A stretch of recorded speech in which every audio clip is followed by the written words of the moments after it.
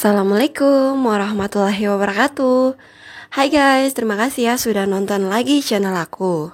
Jadi di video kali ini kita akan membahas mengenai hubungan antara administrasi kesehatan dengan otonomi daerah.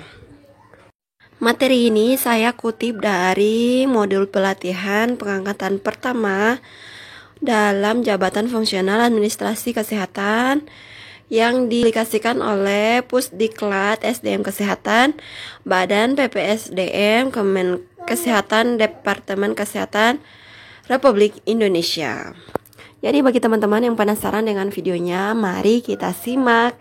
Jangan di skip-skip ya videonya.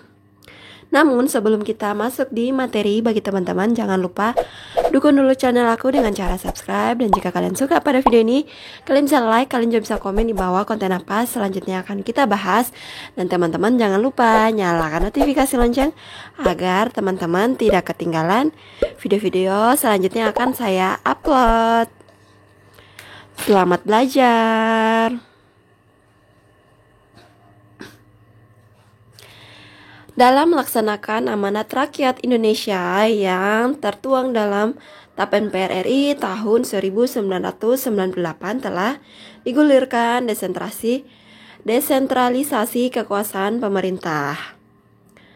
Telah diundangkan di Undang-Undang Nomor 22 Tahun 1999 tentang Pemerintahan Daerah dan Undang-Undang Nomor 25 Tahun 1999 tentang perimbangan keuangan antara pemerintah pusat dan daerah.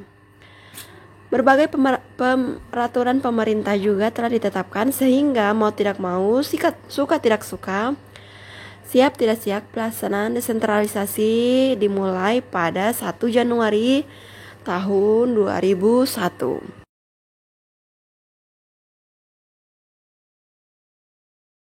Hal ini memberikan konsekuensi perubahan luas dan cukup mendasar pada penerapan administrasi kesehatan. Bagi administrator kesehatan, khususnya administrator kesehatan di tingkat provinsi dan kabupaten atau kota, sangat meningkat peranannya. Begitu pula sebaliknya di tingkat pusat. Jadi, bagi teman-teman khususnya administrator kesehatan di tingkat provinsi dan kabupaten maupun kota, itu beban kerjanya lebih tinggi jika kita bandingkan dengan di tingkat pusat.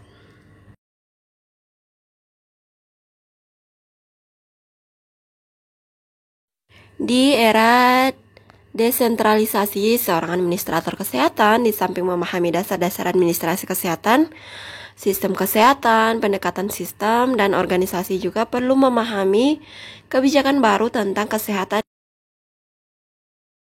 Di samping itu, seorang administrator kesehatan harus pula memahami Undang-Undang Nomor 22 Tahun 1999 dan Undang-Undang Nomor 25 Tahun 1999 serta Peraturan Presiden Nomor 25 Tahun 2000 yang erat kaitannya dengan pelaksanaan otonomi daerah atau desentralisasi kesehatan.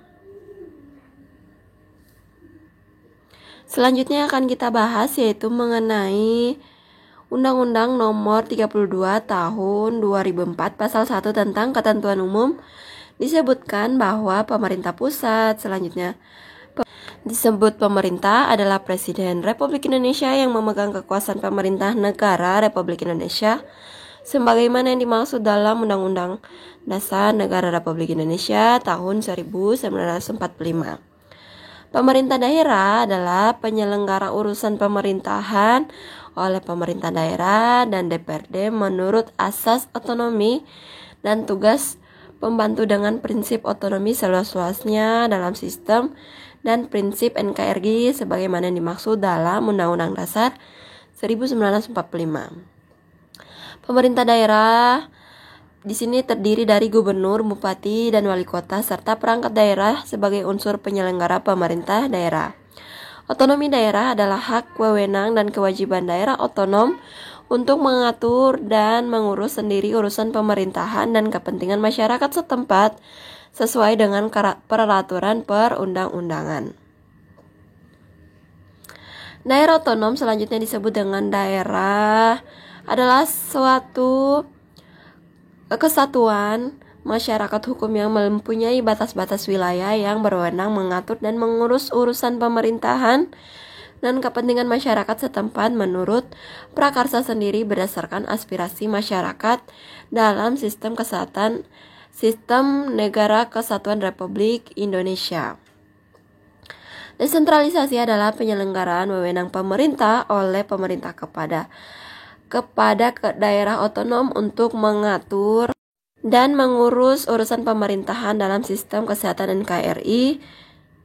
Dekonsentrasi adalah pelimpahan wewenang pemerintah oleh pemerintah kepada gubernur sebagai wakil pemerintah dan atau kepada instansi vertikal di wilayah tertentu. Selanjutnya adalah tugas perbantuan adalah penugasan dari pemerintah kepada daerah atau desa dari pemerintah provinsi kepada kabupaten atau kota dan atau desa serta dari pemerintah kabupaten atau kota kepada desa untuk melaksanakan tugas tertentu. Perimbangan keuangan antara pemerintah dan pemerintah daerah adalah suatu sistem pembagian keuangan yang adil, proporsional, demokratis, transparan, dan tanggung jawab dalam rangka pendanaan penyelenggaraan desentralisasi dengan mempertimbangkan potensi, kondisi, dan kebutuhan daerah, serta besaran pendanaan penyelenggaraan dekonsentrasi dan tugas pembantuan.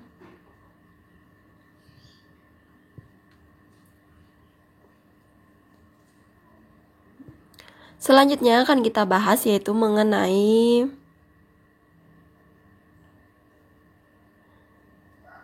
seorang administrator kesehatan harus mampu membuat perencanaan kesehatan yang dapat meyakinkan pimpinan daerah untuk menyediakan alokasi dana anggaran kesehatan yang cukup. Hal ini berarti seorang administrator kesehatan bersama kepala dinas kesehatan harus mampu melaksanakan advokasi tentang pentingnya pembangunan kesehatan untuk kelangsungan pembangunan kesehatan di daerah. Selain itu, seorang administrator kesehatan harus mampu atau pandai meyakinkan anggota DPRD akan pentingnya anggaran kesehatan yang memadai agar program-program kesehatan dapat berjalan dengan baik dan berkesinambungan. Seorang administrator kesehatan juga harus bisa melihat peluang dan memprioritaskan program-program kesehatan spesifik daerah. Ini saya sudah bahas ya teman-teman di video saya sebelumnya, jadi teman-teman bisa cek di video sebelumnya bagaimana memprioritaskan program-program kesehatan di antara program-program kesehatan lainnya. Kita lanjut, selain itu seorang administrator kesehatan juga harus punya daya ungkit yang tinggi agar dapat membuat masyarakat dan dapat meningkatkan derajat kesehatannya.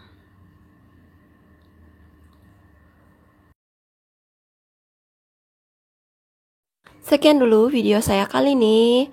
Mohon maaf jika selama video ada pengucapan yang kurang jelas atau kurang dimengerti. Semoga video ini bisa bermanfaat untuk teman-teman. Sampai jumpa di video selanjutnya.